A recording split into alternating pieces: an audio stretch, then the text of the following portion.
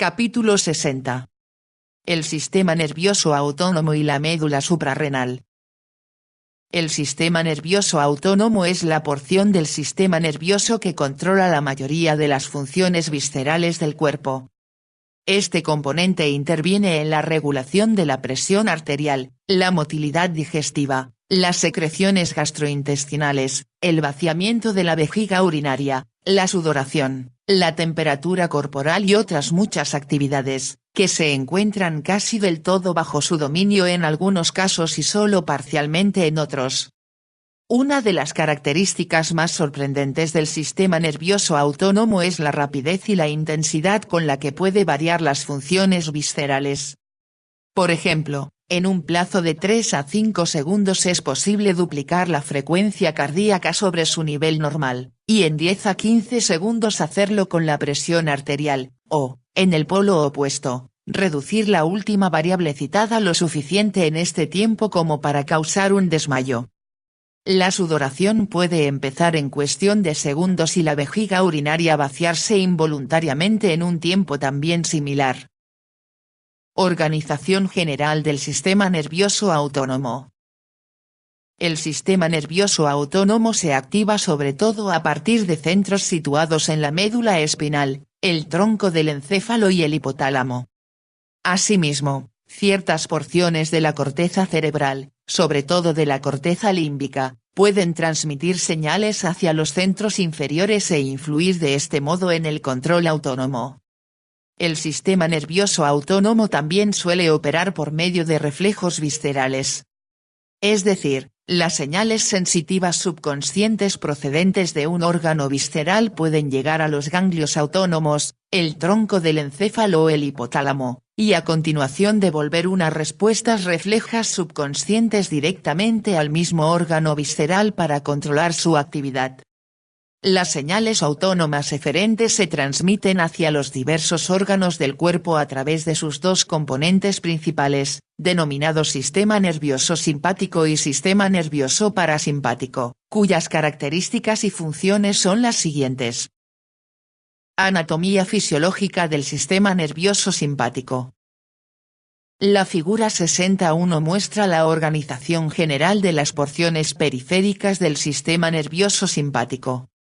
En la imagen aparecen representados específicamente los siguientes elementos. 1. Una de las dos cadenas de ganglios simpáticos paravertebrales que están interconectados con los nervios raquídeos en la zona lateral de la columna vertebral. 2. Dos ganglios prevertebrales, el ganglio celíaco y el hipogástrico. Y 3. Nervios que se extienden desde los ganglios hasta los diversos órganos internos.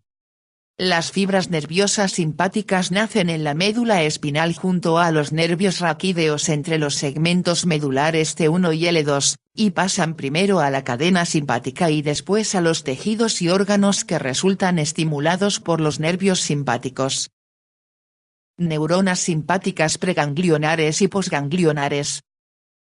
Los nervios simpáticos son diferentes de los nervios motores esqueléticos por el hecho siguiente. Cada vía simpática que se dirige desde la médula hasta el tejido estimulado está compuesta por dos células, una neurona preganglionar y una neurona posganglionar, a diferencia de la única neurona existente en la vía motora esquelética. El soma celular de cada neurona preganglionar está situado en el asta intermedio lateral de la médula espinal. Sus fibras van por una raíz anterior de la médula hasta llegar al nervio raquídeo correspondiente, según está representado en la figura 62. Nada más salir el nervio raquídeo del conducto raquídeo, las fibras simpáticas preganglionares lo abandonan y se encaminan a través de un ramo comunicante blanco hacia uno de los ganglios de la cadena simpática. A continuación, las fibras pueden seguir uno de los tres trayectos siguientes. 1. Hacer sinapsis con neuronas simpáticas posganglionares en el ganglio al que llegan. 2. Ascender o descender por la cadena y realizar sinapsis en cualquiera de los otros ganglios que la forman. O 3. Recorrer una distancia variable a lo largo de la cadena y después irradiar hacia afuera a través de uno de los nervios simpáticos, para acabar haciendo sinapsis en un ganglio simpático periférico. Por tanto, La neurona simpática posganglionar tiene su origen en uno de los ganglios de la cadena simpática o en uno de los ganglios simpáticos periféricos. Desde cualquiera de estas dos fuentes, las fibras posganglionares viajan después hacia sus destinos en los diversos órganos. Fibras nerviosas simpáticas en los nervios esqueléticos. Algunas de las fibras posganglionares vuelven desde la cadena simpática a los nervios raquídeos a través de los ramos comunicantes grises a todos los niveles de la médula, según se observa en la figura 62. Todas estas fibras simpáticas son muy pequeñas, de tipo C, y se extienden hacia cualquier zona del cuerpo por medio de los nervios esqueléticos. Están encargadas de controlar los vasos sanguíneos, las glándulas sudoríparas y los músculos piloerectores. Más o menos el 8% de las fibras contenidas en un nervio esquelético medio son simpáticas, hecho que indica su gran importancia. Distribución segmentaria de las fibras nerviosas simpáticas. Las vías simpáticas que nacen en los diversos segmentos de la médula espinal no tienen por qué distribuirse siguiendo la misma porción corporal que las fibras somáticas del nervio raquídeo correspondiente al mismo segmento. En su lugar, las fibras simpáticas del segmento medular T1 en general ascienden por la cadena simpática para acabar en la cabeza. Las pertenecientes a T2 terminan en el cuello, las de T3, T4, T5 y T6 lo hacen en el tórax, las de T7, T8, T9, T10 y T11 en el abdomen, y las de T12, L1 y L2 en las piernas. Esta distribución solo es aproximada y los solapamientos resultan abundantes. La distribución de los nervios simpáticos por cada órgano queda en parte determinada según el punto del embrión en el que se haya originado. Por ejemplo, el corazón recibe muchas fibras nerviosas simpáticas desde la porción cervical de la cadena simpática debido a que esta estructura surgió en el cuello del embrión antes de emigrar hacia el tórax. Análogamente, los órganos abdominales reciben la mayor parte de su inervación simpática desde los segmentos inferiores de la médula torácica, porque la mayor parte del intestino primitivo se origina en esta región. Naturaleza especial de las terminaciones nerviosas simpáticas en la médula suprarrenal. Las fibras nerviosas simpáticas preganglionares recorren, sin hacer sinapsis, todo el trayecto desde las células del asta intermedio lateral en la médula espinal, a través de la cadena simpática, después por los nervios esplágnicos, y finalmente hasta la médula suprarrenal.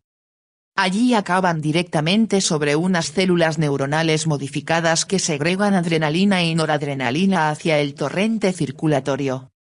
Desde el punto de vista embriológico, estas células secretoras derivan de tejido nervioso y en realidad no son sino neuronas posganglionares, en efecto, incluso poseen fibras nerviosas rudimentarias, y son sus terminaciones las que segregan las hormonas suprarrenales adrenalina y noradrenalina. Anatomía fisiológica del sistema nervioso parasimpático. El sistema nervioso parasimpático está representado en la figura 63, donde se observa que las fibras parasimpáticas salen del sistema nervioso central a través de los pares craneales tercero, séptimo, noveno y décimo. Otras fibras parasimpáticas distintas abandonan la parte más inferior de la médula espinal por medio del segundo y el tercer nervio raquídeo sacro y en ocasiones, por los nervios sacros primero y cuarto. En torno al 75% de todas las fibras nerviosas parasimpáticas están en el nervio vago, par craneal décimo, llegando a todas las regiones torácicas y abdominales del tronco. Por tanto, cuando un fisiólogo habla del sistema nervioso parasimpático muchas veces piensa sobre todo en los dos nervios vagos. Estos nervios suministran fibras parasimpáticas al corazón, los pulmones, el esófago, el estómago, todo el intestino delgado, la mitad proximal del colon, el hígado, la vesícula biliar, el páncreas, los riñones y las porciones superiores de los uréteres. Las fibras parasimpáticas del tercer par craneal llegan al esfínter de la pupila y al músculo ciliar del ojo. Las del séptimo par craneal van dirigidas a las glándulas lagrimal, nasal y submandibular. Y las del noveno par craneal se distribuyen por la glándula parótida. Las fibras parasimpáticas sacras están en los nervios pélvicos, que atraviesan el plexo sacro formado por nervios raquídeos a cada lado de la médula en los niveles S2 y S3. A continuación se distribuyen por el colon descendente, el recto, la vejiga urinaria y las porciones inferiores de los uréteres. Asimismo, esta porción sacra del parasimpático suministra señales nerviosas a los genitales externos para provocar la erección. Neuronas parasimpáticas preganglionares y posganglionares. El sistema parasimpático, lo mismo que el simpático, posee neuronas preganglionares y posganglionares. Sin embargo, excepto en el caso de unos pocos nervios parasimpáticos craneales, las fibras preganglionares recorren sin interrupción todo el trayecto hasta el órgano que vayan a controlar, en cuya pared están situadas las neuronas posganglionares. Las fibras preganglionares hacen sinapsis con ellas, y unas fibras posganglionares extremadamente cortas, con una extensión que va desde una fracción de milímetro hasta varios centímetros de longitud, las abandonan para inervar los tejidos del órgano. Esta localización de las neuronas posganglionares parasimpáticas en el propio órgano visceral se aleja bastante de la organización de los ganglios simpáticos, debido a que los somas celulares de las neuronas posganglionares simpáticas casi siempre están situados en los ganglios de la cadena simpática o en otros ganglios aislados diferentes por el abdomen, en vez de hallarse en el propio órgano excitado. Características básicas del funcionamiento simpático y parasimpático. Fibras colinérgicas y adrenérgicas, secreción de acetilcolina o de noradrenalina. Las fibras nerviosas simpáticas y parasimpáticas segregan básicamente una de las dos sustancias transmisoras de la sinapsis, acetilcolina o noradrenalina. Aquellas fibras que liberan acetilcolina se llaman colinérgicas. Las que emiten noradrenalina se llaman adrenérgicas. Todas las neuronas preganglionares son colinérgicas tanto en el sistema nervioso simpático como en el parasimpático. La acetilcolina o las sustancias semejantes, al aplicarlas a los ganglios, excitarán las neuronas posganglionares tanto simpáticas como parasimpáticas. Todas o casi todas las neuronas posganglionares del sistema parasimpático también son colinérgicas. En cambio, la mayoría de las neuronas posganglionares simpáticas son adrenérgicas. Sin embargo, las fibras nerviosas simpáticas posganglionares dirigidas a las glándulas sudoríparas, los músculos piloerectores y un número muy escaso de vasos sanguíneos son colinérgicas. Así pues, todas o prácticamente todas las terminaciones nerviosas finales del sistema parasimpático segregan acetilcolina. Por el contrario, casi todas las terminaciones nerviosas simpáticas segregan noradrenalina, pero unas pocas segregan acetilcolina. Estos neurotransmisores, a su vez, actúan sobre los distintos órganos para generar los efectos simpáticos o parasimpáticos respectivos. Por tanto, a la acetilcolina se la denomina transmisor parasimpático y a la noradrenalina transmisor simpático. Mecanismos para la secreción de los transmisores y su posterior eliminación en las terminaciones posganglionares. Secreción de acetilcolina y noradrenalina por las terminaciones nerviosas posganglionares.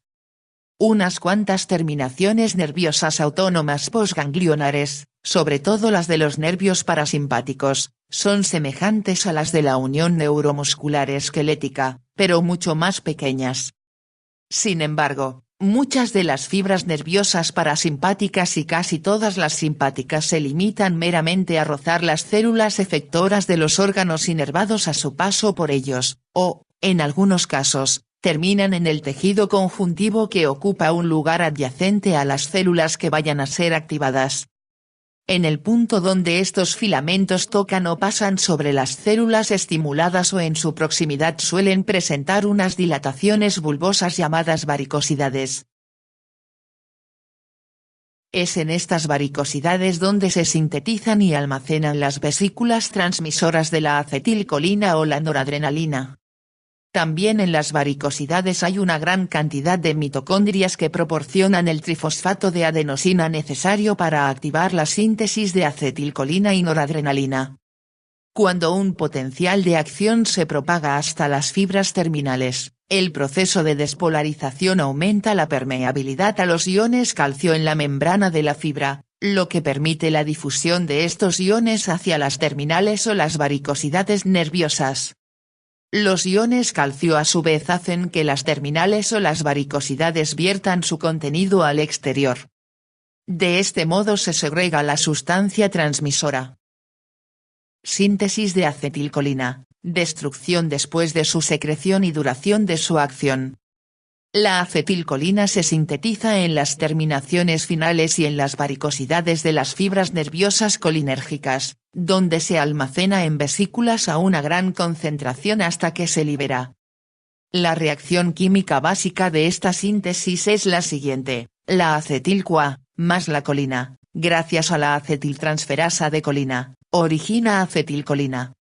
Una vez que la acetilcolina se segrega a un tejido a partir de una terminación nerviosa colinérgica, persiste en él unos pocos segundos mientras cumple la función de transmitir la señal nerviosa. A continuación, se escinde en unión acetato y colina, proceso catalizado por la enzima acetilcolinesterasa que está unida al colágeno y los glucosaminoglucanos en el tejido conjuntivo local. Este es el mismo mecanismo que ocurre en las uniones neuromusculares de las fibras nerviosas esqueléticas para la transmisión de la señal colinérgica y la posterior destrucción de la acetilcolina. Después, la colina formada se transporta de nuevo hasta la terminación nerviosa, donde vuelve a utilizarse una y otra vez para la síntesis de nueva acetilcolina. Síntesis de noradrenalina, su eliminación y duración de su acción. La síntesis de noradrenalina comienza en el exoplasma de la terminación nerviosa de las fibras adrenérgicas, pero se completa en el interior de las vesículas secretoras. Sus pasos básicos son los siguientes: 1. La tirosina por medio de una hidroxilación origina dopa. 2. La dopa por medio de una decarboxilación origina dopamina. 3. Transporte de la dopamina hacia las vesículas. 4. La dopamina por medio de una hidroxilación origina noradrenalina. En la médula suprarrenal, esta reacción está integrada aún por un paso más que transforma alrededor del 80% de la noradrenalina en adrenalina, del modo siguiente: 5. La noradrenalina por medio de una metilación origina adrenalina. Después de la secreción de noradrenalina a través de la terminación nerviosa, se elimina de su punto de salida siguiendo 3 vías: 1. Recaptación por las propias terminaciones nerviosas adrenérgicas mediante un proceso de transporte activo, se hace cargo de retirar el 50 al 80% de la noradrenalina segregada. 2. Difusión desde las terminaciones nerviosas hacia los líquidos corporales contiguos y a continuación hasta la sangre, explica la eliminación de la mayor parte de la noradrenalina restante. Y 3. Destrucción de pequeñas cantidades por parte de las enzimas tisulares, una de las cuales es la monoaminooxidasa, que está presente en las terminaciones nerviosas, y otra es la catecolo-metiltransferasa, distribuida de forma difusa por todos los tejidos. Lo habitual es que la noradrenalina segregada directamente a un tejido se mantenga activa tan solo unos pocos segundos, lo que manifiesta que su recaptación y su difusión lejos de esta zona son rápidas. Sin embargo, la noradrenalina y la adrenalina liberadas a la sangre por la médula suprarrenal permanecen activas hasta que difunden hacia algún tejido, donde pueden resultar destruidas por la catecolo-metiltransferasa. Este proceso tiene lugar sobre todo en el hígado. Por tanto, cuando se segregan hacia la sangre, la noradrenalina y la adrenalina permanecen activas de 10 a 30 segundos, pero su funcionalidad disminuye hasta la extinción en 1 o varios minutos. Receptores de los órganos efectores. Antes de que la acetilcolina, la noradrenalina o la adrenalina segregadas en una terminación nerviosa autónoma puedan estimular un órgano efector, primero deben unirse a sus receptores específicos en las células correspondientes. El receptor está situado en el exterior de la membrana celular, ligado como un grupo prostético a una molécula proteica que atraviesa toda la membrana celular. Cuando la sustancia transmisora se fija al receptor, esta circunstancia provoca un cambio de configuración en la estructura de la molécula proteica. A su vez, por regla general, la molécula modificada excita o inhibe a la célula, 1, causando un cambio en la permeabilidad de la membrana celular frente a un ion o más, o 2, activando o inactivando una enzima ligada al otro extremo de la proteína receptora donde sobresale hacia el interior de la célula. Excitación o inhibición de la célula efectora mediante un cambio en la permeabilidad de su membrana. Dado que la proteína receptora forma parte integrante de la membrana celular, cualquier cambio en la configuración de su estructura normalmente abre o cierra un canal iónico a través de los intersticios de la molécula proteica, modificando la permeabilidad de la membrana celular frente a los diversos iones. Por ejemplo, los canales iónicos para el sodio o para el calcio suelen quedar abiertos y dejan entrar rápidamente sus iones respectivos en la célula, lo que normalmente despolariza la membrana celular y excita a la célula. En otras ocasiones se abren los canales de potasio, para permitir la difusión de dichos iones fuera de la célula, y esto suele inhibirla debido a que la pérdida de iones potasio electropositivos crea una hipernegatividad en su interior. En algunos casos, el medio iónico intracelular modificado suscitará una acción celular interna, como el efecto directo que ejercen los iones calcio para favorecer la contracción del músculo liso. Acción receptora mediante la modificación de enzimas intracelulares como segundo mensajero. Otro modo de funcionamiento habitual en los receptores consiste en activar o inactivar una enzima, u otro producto intracelular, dentro de la célula. La enzima suele estar ligada a la proteína receptora en el punto en que el receptor sobresale hacia la parte interna de la célula.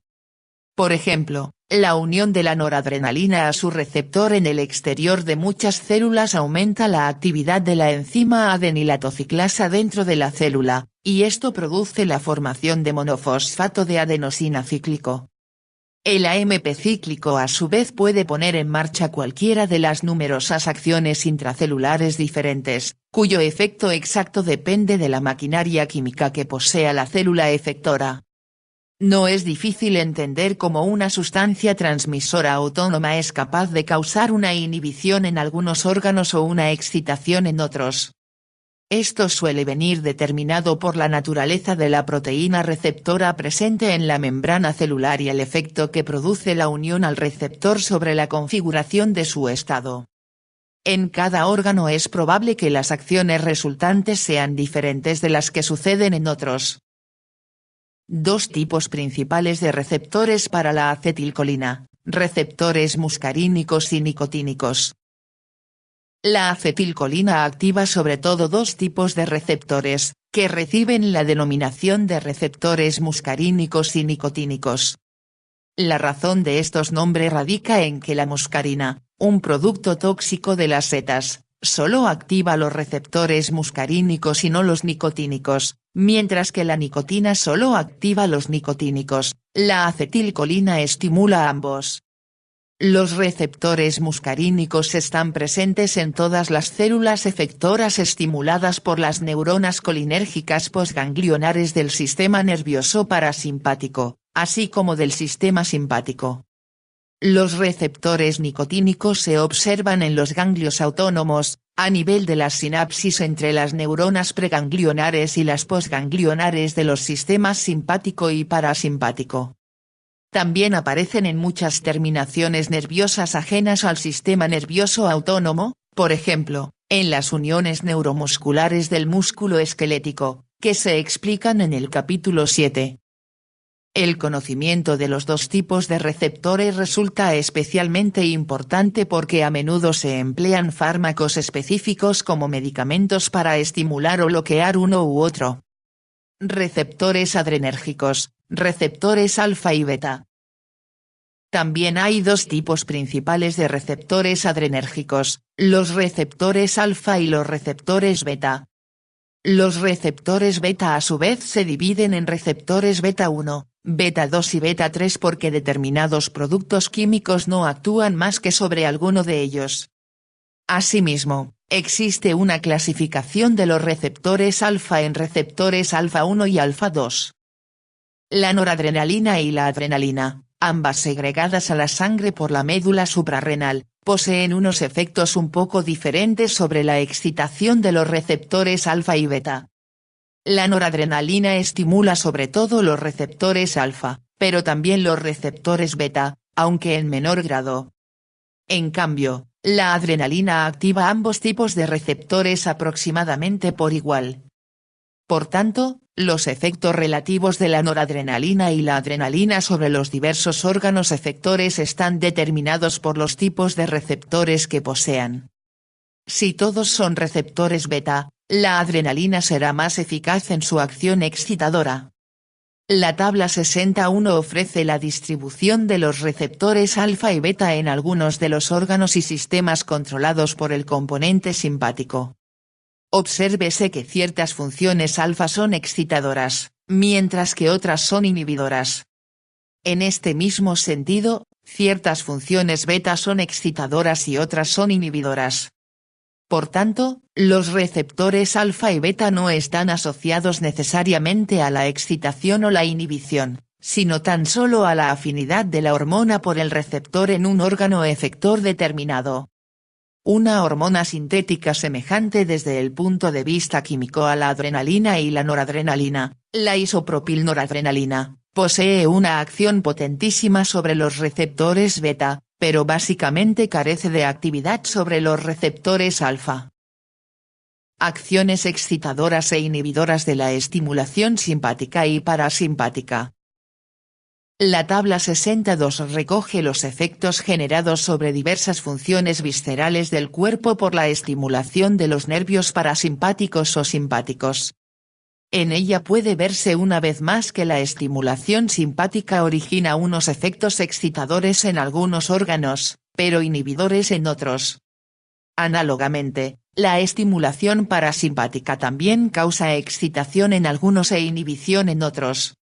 Asimismo, cuando la estimulación simpática excita un órgano concreto, a veces la estimulación parasimpática lo inhibe, lo que deja de manifiesto que los dos sistemas en ocasiones actúan recíprocamente entre sí, pero la mayoría de los órganos están predominantemente controlados por uno u otro de ellos.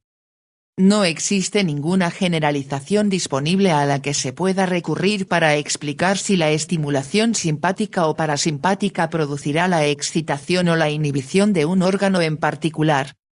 Por tanto, si se quiere comprender el funcionamiento simpático y parasimpático, hay que aprenderse todas las funciones independientes de estos dos sistemas nerviosos en cada órgano, tal como están recogidas en la tabla 62.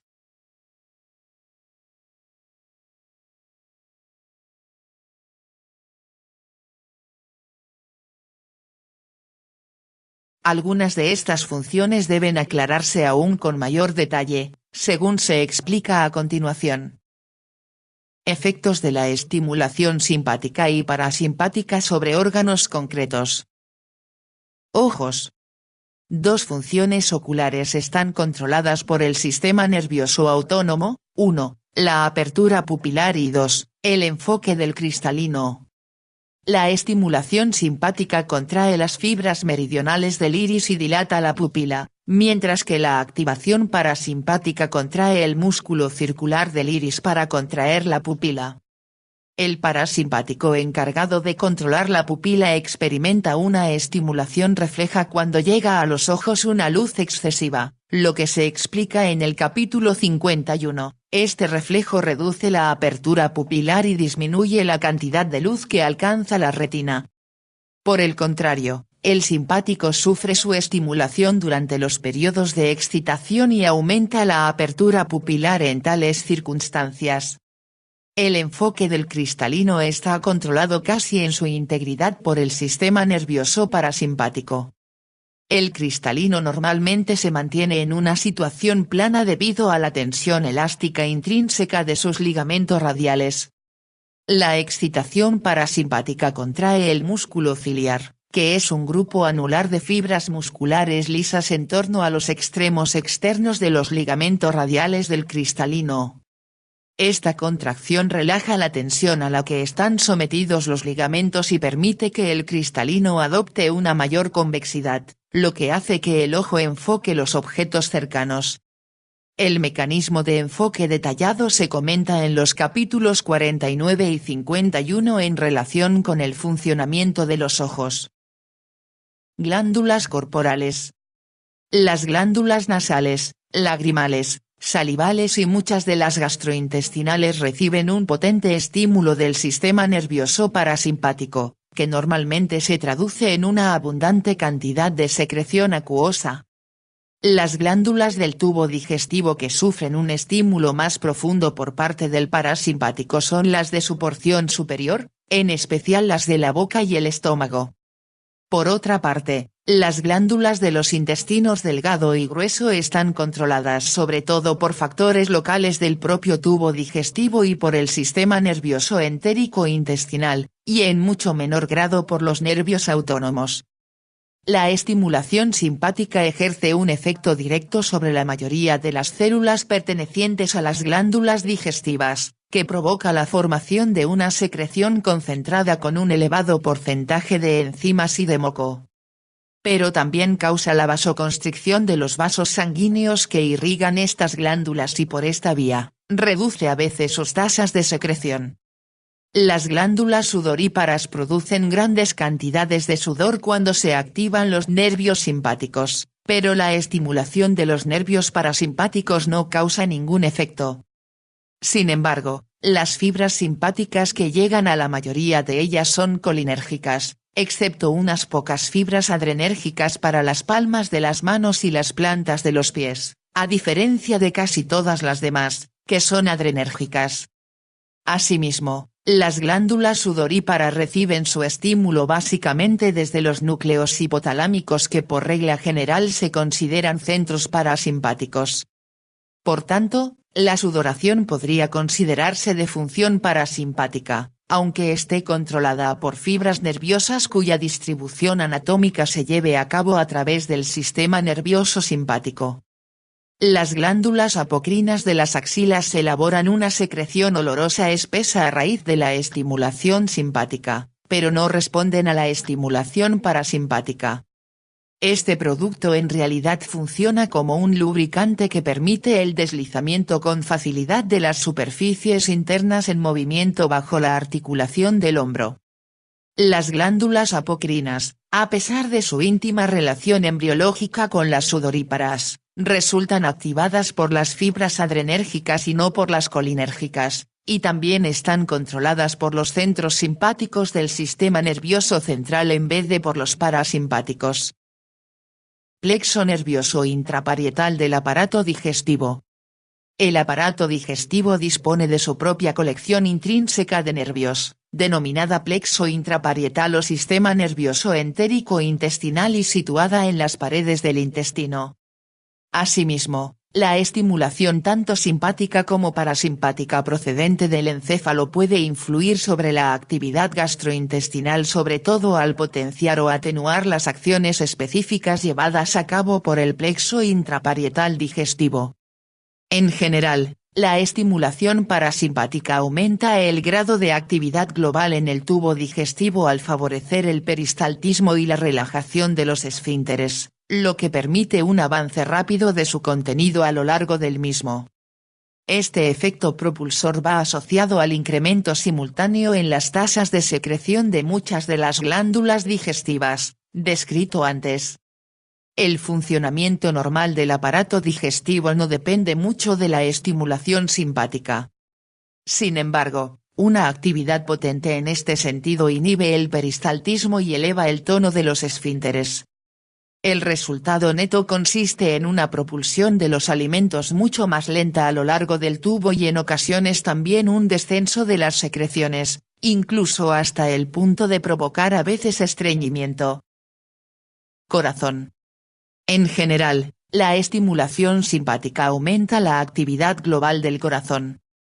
Esto se produce mediante un incremento en la frecuencia cardíaca y en la fuerza de la contracción. La estimulación parasimpática provoca básicamente los efectos opuestos, descenso de la frecuencia cardíaca y de la fuerza de la contracción. Si se quiere expresar estas acciones de otra manera, la estimulación simpática incrementa la eficacia del corazón en su condición de bomba, necesaria durante la realización de un ejercicio intenso, mientras que la estimulación parasimpática reduce esta faceta, lo que le permite descansar entre los episodios de actividad extenuante. Vasos sanguíneos sistémicos.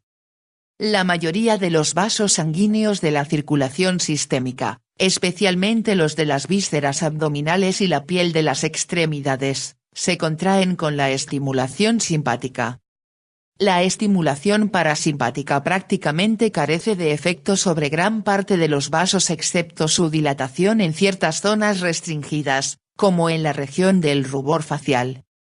En determinadas condiciones, la actividad beta del simpático produce una dilatación vascular en lugar de la contracción habitual, pero esto sucede pocas veces excepto si los fármacos han paralizado los efectos vasoconstrictores simpáticos alfa que, en los vasos sanguíneos, suelen resultar claramente dominantes sobre los efectos beta.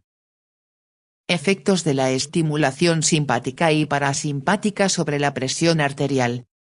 La presión arterial queda determinada por dos factores, la propulsión de la sangre por el corazón y la resistencia a su flujo a través de los vasos sanguíneos periféricos. La estimulación simpática aumenta tanto la propulsión cardíaca como la resistencia al flujo, lo que suele ocasionar un acusado ascenso brusco de la presión arterial, pero muchas veces son muy escasos los cambios a largo plazo a no ser que el simpático estimule los riñones para retener agua y sal al mismo tiempo. En cambio, una estimulación parasimpática moderada a través de los nervios vagos reduce el bombeo cardíaco, pero prácticamente carece de efecto sobre la resistencia vascular periférica. Por tanto, el resultado habitual es un pequeño descenso de la presión arterial. Sin embargo, una estimulación parasimpática vagal muy intensa puede detener el corazón casi del todo durante unos pocos segundos, o a veces incluso llega a hacerlo. Y genera una desaparición transitoria de la presión arterial por completo o en su mayor parte.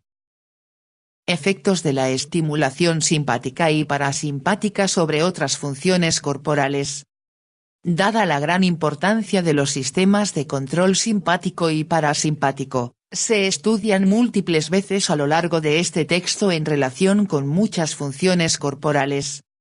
En general, la mayor parte de las estructuras endodérmicas, como los conductos hepáticos, la vesícula biliar, el uréter, la vejiga urinaria y los bronquios, quedan inhibidos por la estimulación simpática, pero excitados por la parasimpática.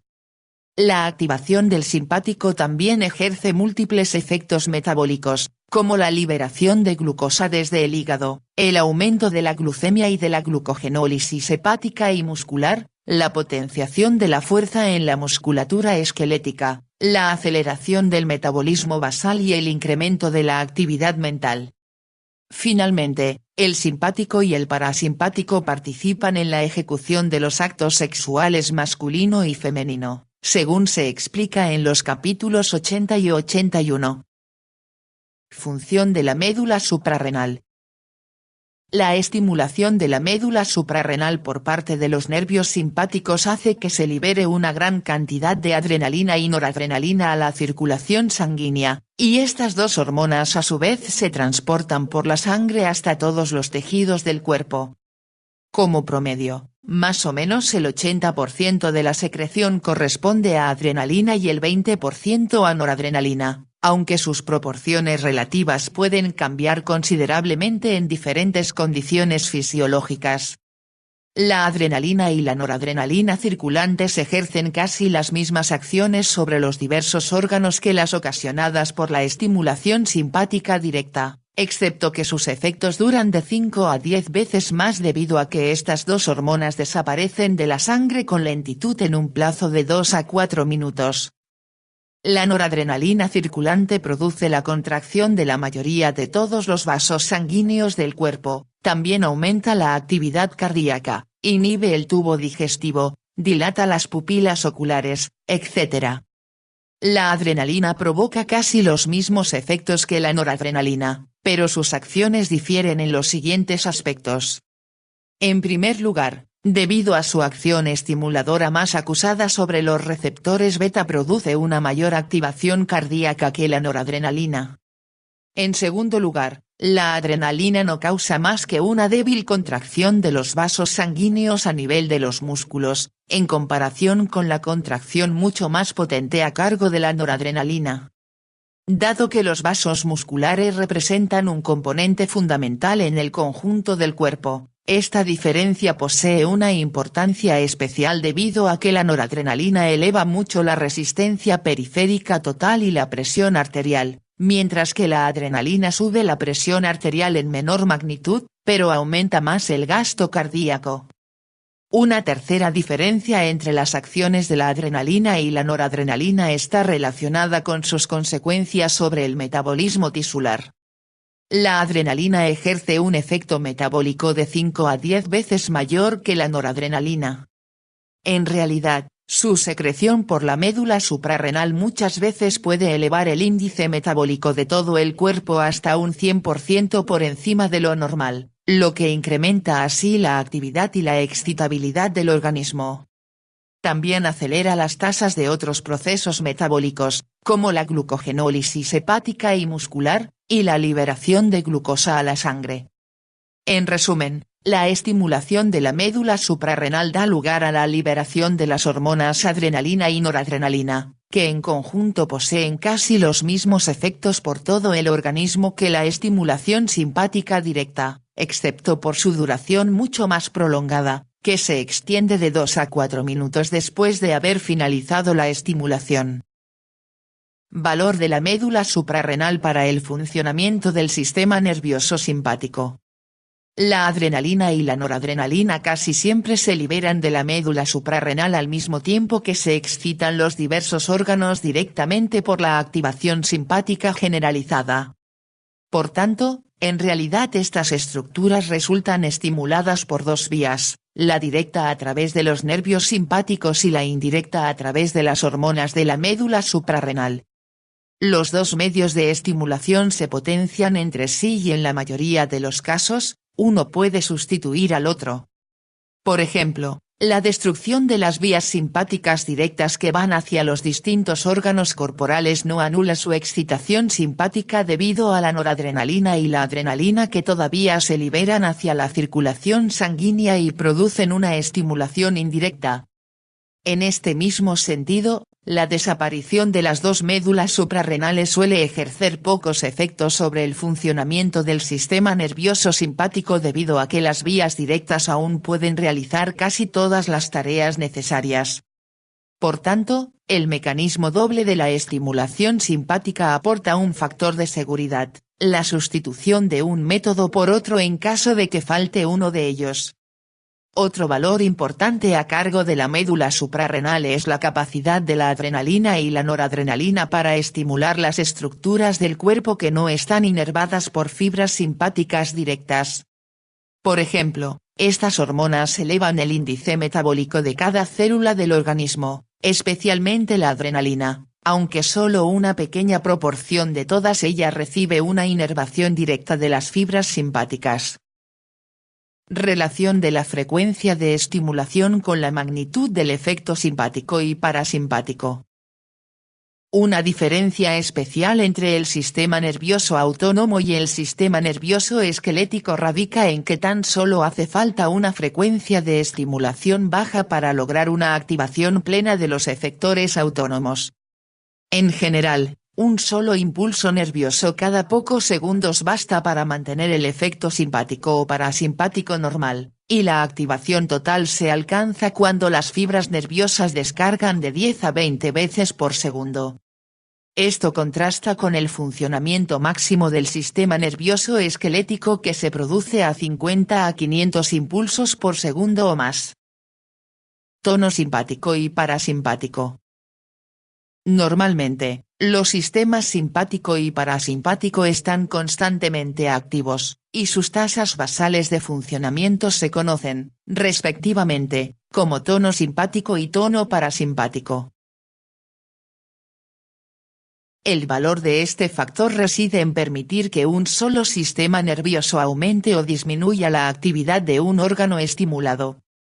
Por ejemplo, el tono simpático normalmente mantiene casi todas las arteriolas sistémicas contraídas más o menos hasta la mitad de su diámetro máximo. Si el grado de estimulación simpática aumenta por encima de su valor normal, estos vasos pueden contraerse aún más. Por el contrario, si desciende por debajo de ese nivel, las arteriolas pueden dilatarse. Si no fuera por el tono simpático continuo de fondo, el sistema simpático solo sería capaz de ocasionar una vasoconstricción, nunca una vasodilatación. Otro ejemplo interesante en relación con esta propiedad es el tono de base del parasimpático en el tubo digestivo. La extirpación quirúrgica de la inervación parasimpática de la mayor parte del intestino cuando se cortan los nervios vagos puede ocasionar una atonía gástrica e intestinal grave y prolongada, con el bloqueo resultante de gran parte de la propulsión gastrointestinal normal y el grave estreñimiento correspondiente, lo que pone de manifiesto que habitualmente el tono parasimpático del intestino resulta muy necesario. El encéfalo puede disminuir este tono e inhibir así la motilidad digestiva, o aumentarlo, para favorecer una actividad gastrointestinal mayor. Tono ocasionado por la secreción basal de adrenalina y noradrenalina en la médula suprarrenal. La velocidad normal de la secreción de adrenalina por la médula suprarrenal en condiciones de reposo está en torno a 0,2 mg por kilogramo por minuto y para la noradrenalina se sitúa alrededor de 0,05 mg por kilogramo por minuto. Estas cantidades son considerables, en efecto, bastan para mantener la presión arterial un poco por encima de lo normal incluso si se eliminan todas las vías simpáticas directas que llegan al aparato cardiovascular. Por tanto, resulta evidente que gran parte del tono global presente en el sistema nervioso simpático deriva de la secreción basal de adrenalina y noradrenalina, además del tono resultante de la estimulación simpática directa.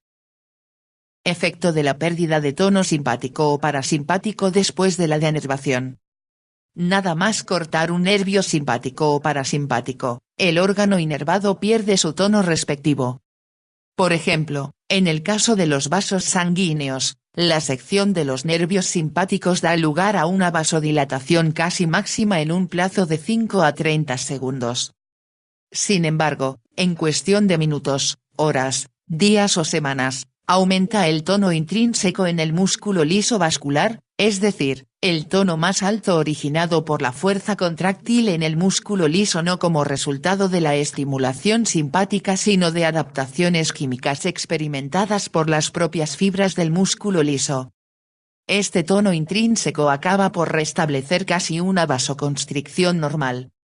En la mayor parte de los demás órganos efectores suceden básicamente los mismos efectos siempre que desaparece el tono simpático o parasimpático. Es decir, poco después se produce una compensación intrínseca para devolver el funcionamiento del órgano casi hasta su nivel basal normal. Sin embargo, en el sistema parasimpático, este fenómeno de compensación a veces tarda muchos meses en darse. Por ejemplo, la pérdida del tono parasimpático en el corazón después de una vagotomía cardíaca acelera la frecuencia cardíaca hasta 160 latidos por minuto en el perro, y esta variable todavía seguirá parcialmente elevada 6 meses más tarde. Hipersensibilidad por denervación de los órganos tras la destrucción simpática y parasimpática. más o menos durante la primera semana después de la destrucción de un nervio simpático o parasimpático, el órgano inervado se vuelve más sensible a la inyección de noradrenalina o de acetilcolina, respectivamente. Este efecto se observa en la figura 64, que muestra un flujo sanguíneo en el antebrazo en torno a 200 ml por minuto antes de eliminar el simpático. Una dosis de prueba con noradrenalina no genera nada más que una pequeña depresión en el flujo con una duración de 1 minuto más o menos. A continuación, se extirpa el ganglio estrellado, y desaparece el tono simpático normal. Al principio, sube sensiblemente el flujo sanguíneo debido a la pérdida del tono vascular, pero pasado un periodo de días a semanas vuelve en líneas generales a la normalidad debido al incremento progresivo del tono intrínseco en la propia musculatura vascular, lo que compensa parcialmente la ausencia de tono simpático. A continuación se administra otra dosis de prueba de noradrenalina y el flujo sanguíneo desciende mucho más que antes, lo que demuestra que la sensibilidad de los vasos sanguíneos a esta sustancia se ha duplicado o cuadruplicado. Este fenómeno se denomina hipersensibilidad por denervación, aparece en las estructuras simpáticas y parasimpáticas, pero con mucha mayor magnitud en algunos órganos que en otros, con una respuesta que a veces sube más de 10 veces. Mecanismo de la hipersensibilidad por denervación. La causa de la hipersensibilidad por denervación no se conoce más que parcialmente. Parte de la respuesta reside en que el número de receptores presentes en las membranas postsinápticas de las células efectoras aumenta, en ocasiones muchas veces, cuando deja de liberarse noradrenalina o acetilcolina en las sinapsis, proceso denominado regulación al alza de los receptores. Por tanto, cuando ahora se inyecta una dosis de la hormona en la circulación sanguínea, la reacción efectora queda inmensamente potenciada. Reflejos autónomos. Muchas funciones viscerales del cuerpo están reguladas por los reflejos autónomos. A lo largo de este texto se explica su cometido en relación con cada sistema orgánico. Para aclarar su importancia, a continuación se ofrecen unos pocos ejemplos breves. Reflejos autónomos cardiovasculares. Varios reflejos del aparato cardiovascular sirven para controlar la presión arterial y la frecuencia cardíaca. Uno de ellos es el reflejo barorreceptor, que se describe en el capítulo 18 junto a otros reflejos cardiovasculares. En pocas palabras, los receptores para el estiramiento llamados barorreceptores están situados en las paredes de varias arterias importantes, entre ellas especialmente la arteria carótida interna y el callado de la aorta. Su extensión debido al aumento de la presión transmite señales hacia el tronco del encéfalo, donde inhiben los impulsos simpáticos destinados al corazón y los vasos sanguíneos y excitan el parasimpático. Esto permite el descenso de la presión arterial hasta su normalidad.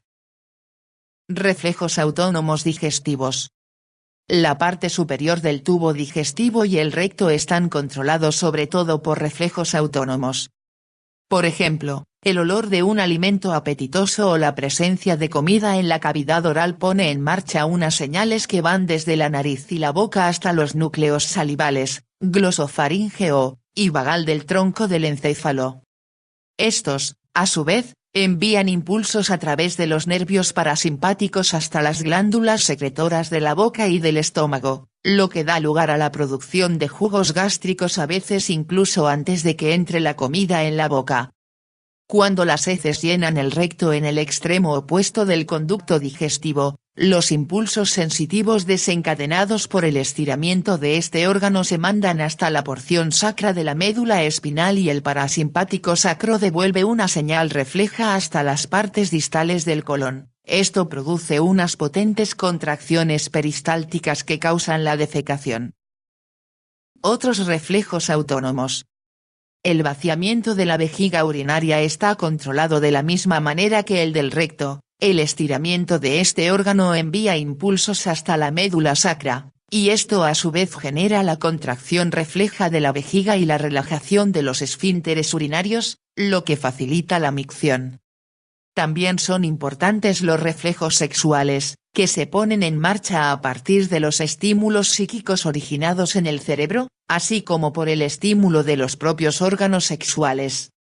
Los impulsos procedentes de estas fuentes convergen en la médula sacra y en el caso del varón, primero dan lugar a la erección, una función sobre todo parasimpática, y después a la eyaculación, en parte una función simpática. Otras actividades bajo control autónomo se concretan en las aportaciones reflejas a la regulación de la secreción pancreática, el vaciamiento de la vesícula biliar, la excreción renal de orina, la sudoración, la concentración sanguínea de glucosa y muchas funciones viscerales más, que se explican con detalle en otros lugares de este texto. Estimulación de órganos aislados en ciertos casos y estimulación masiva en otros por parte de los sistemas simpático y parasimpático. El sistema simpático responde en ocasiones mediante una descarga masiva. En algunos casos, casi todos los componentes del sistema nervioso simpático descargan a la vez formando una unidad completa, fenómeno llamado descarga masiva. Esto suele suceder cuando se activa el hipotálamo ante situaciones de miedo o de temor, o ante un dolor intenso. El resultado consiste en una amplia reacción por todo el cuerpo, llamada respuesta de alarma o de estrés, que comentaremos con brevedad. En otros momentos, la activación afecta a porciones aisladas del sistema nervioso simpático. Algunos ejemplos más importantes son los siguientes. 1. Durante el proceso de regulación térmica, el simpático controla la sudoración y el flujo sanguíneo de la piel sin influir sobre otros órganos inervados por él. 2. Muchos reflejos locales en los que participan fibras aferentes sensitivas viajan en sentido central por los nervios periféricos hasta los ganglios simpáticos y la médula espinal, y suscitan respuestas reflejas de carácter muy localizado. Por ejemplo, el calentamiento de una zona particular de la piel produce una vasodilatación a ese nivel y favorece la sudoración local, mientras que su enfriamiento genera los efectos opuestos. Y 3. Muchos de los reflejos simpáticos que controlan las funciones digestivas operan a través de vías nerviosas que ni siquiera entran en la médula espinal, pasando meramente desde el intestino en especial a los ganglios paravertebrales, y volviendo después al intestino a través de los nervios simpáticos para regular la actividad motora o secretora. El sistema parasimpático suele producir unas respuestas específicas localizadas. Las funciones de control que cumple el sistema parasimpático son a menudo muy específicas. Por ejemplo, los reflejos cardiovasculares parasimpáticos suelen actuar solo sobre el corazón para aumentar o disminuir la frecuencia de sus latidos.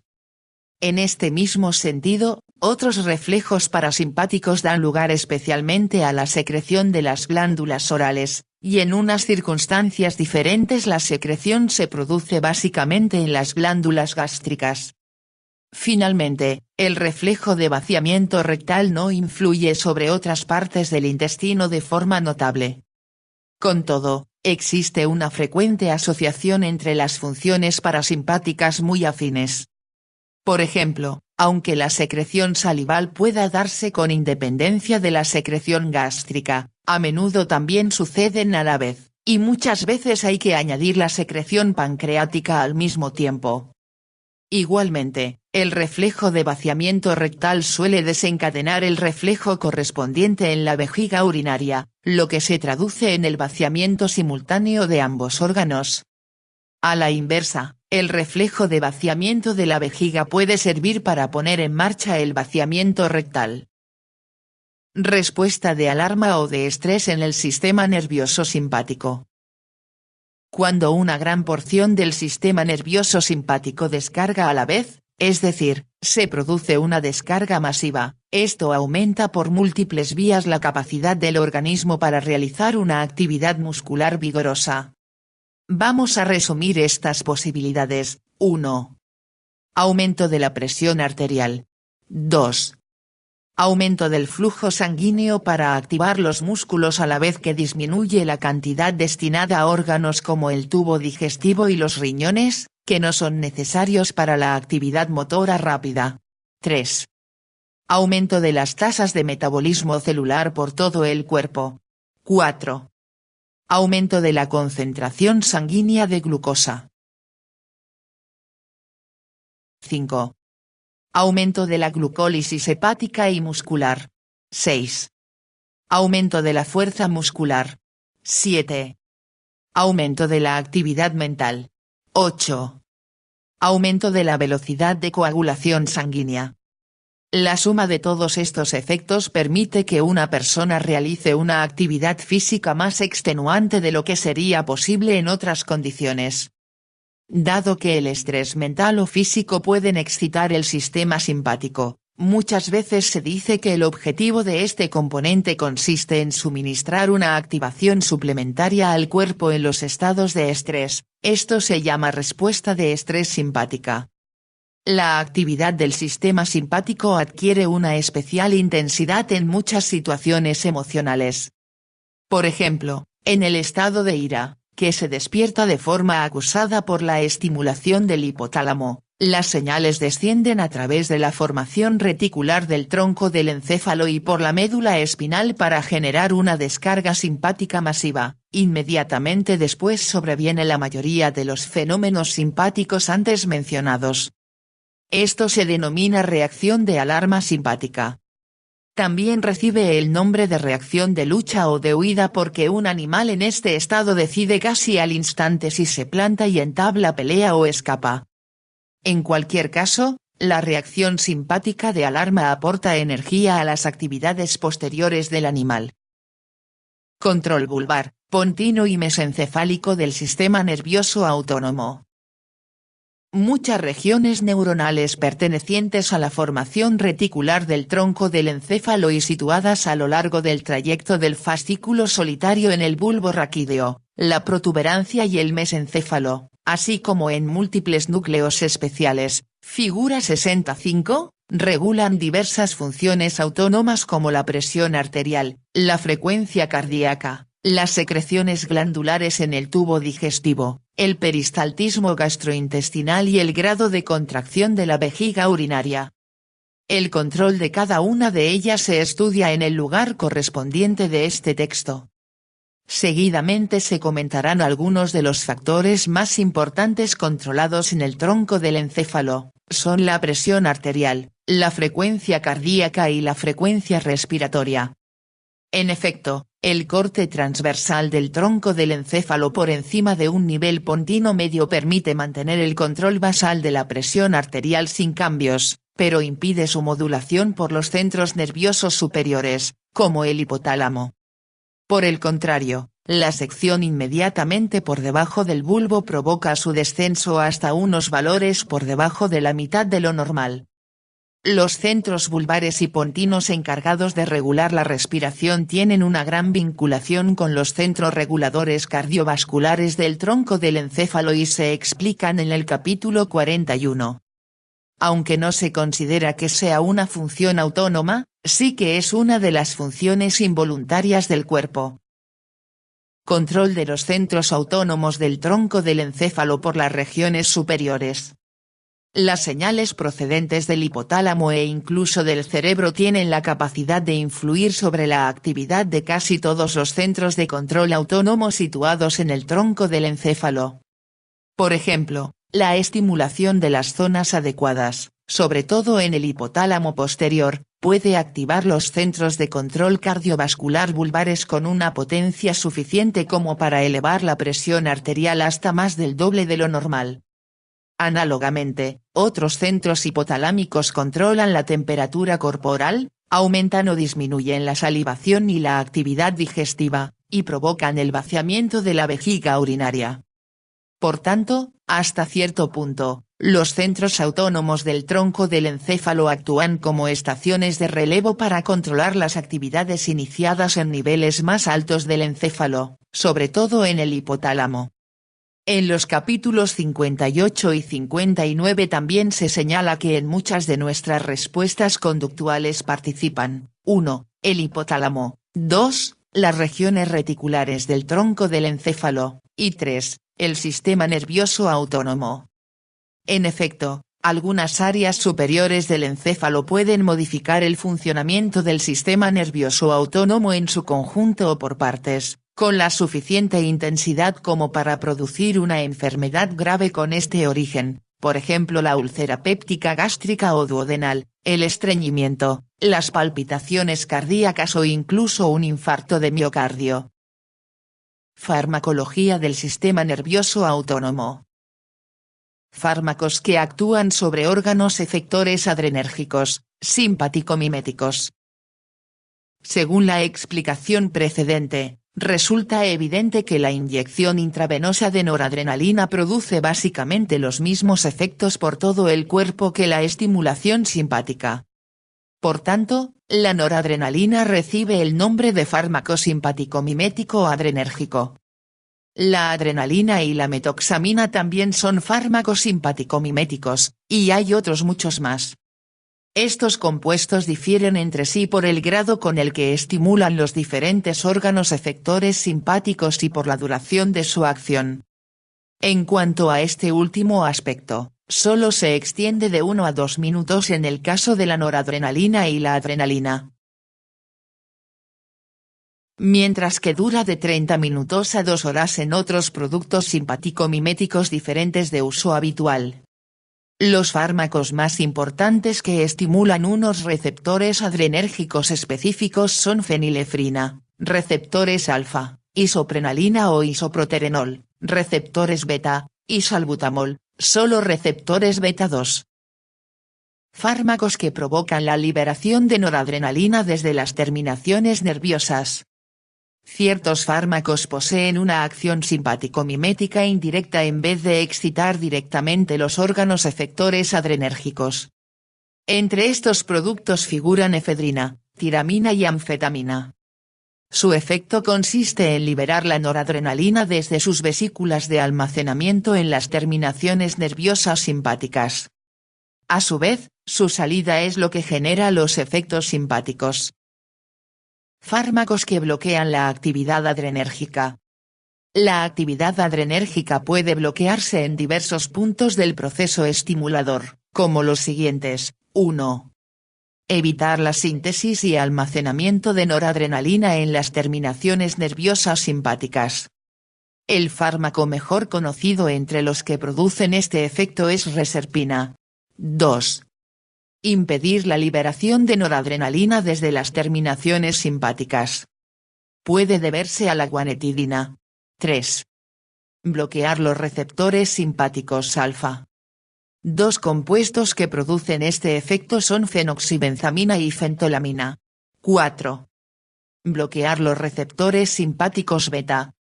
Un producto que posee esta acción sobre los receptores alfa 1 y beta 2 es propranolol. Otro que bloquea sobre todo los receptores beta 1 es metoprolol. 5. La actividad simpática puede anularse con fármacos que supriman la transmisión de los impulsos nerviosos a través de los ganglios autónomos. Estas sustancias se explican en un apartado posterior, pero un medicamento importante para bloquear la transmisión simpática y parasimpática a través suyo es hexametonio. Fármacos que actúan sobre órganos efectores colinérgicos. Fármacos parasimpáticos, colinérgicos. La acetilcolina inyectada por vía intravenosa no suele ocasionar unos efectos exactamente iguales que la estimulación parasimpática por todo el cuerpo, pues la mayor parte resulta destruida por la colinesterasa en la sangre y en los líquidos corporales antes de poder llegar a todos los órganos efectores.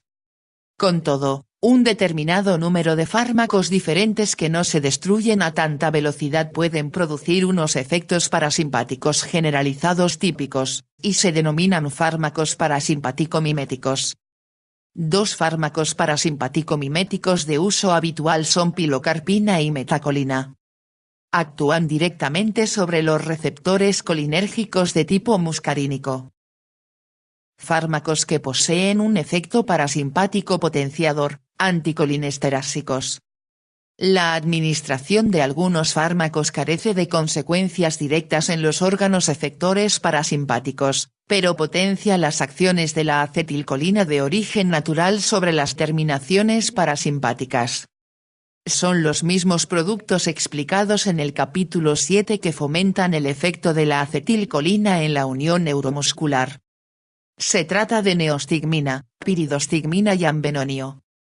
Estos compuestos inhiben la acetilcolinesterasa, lo que evita la destrucción rápida de la acetilcolina liberada en las terminaciones nerviosas parasimpáticas. A raíz de esto, aumenta la cantidad de acetilcolina con los estímulos sucesivos, y también crece la magnitud de su acción. Fármacos que bloquean la actividad colinérgica en los órganos efectores, antimuscarínicos. Atropina y otros fármacos similares, como omatropina y escopolamina, bloquean la acción de la acetilcolina sobre los órganos efectores colinérgicos de tipo muscarínico. Estos fármacos no influyen sobre la actividad nicotínica de la acetilcolina en las neuronas postganglionares o en el músculo esquelético. Fármacos que estimulan o bloquean las neuronas postganglionares simpáticas y parasimpáticas.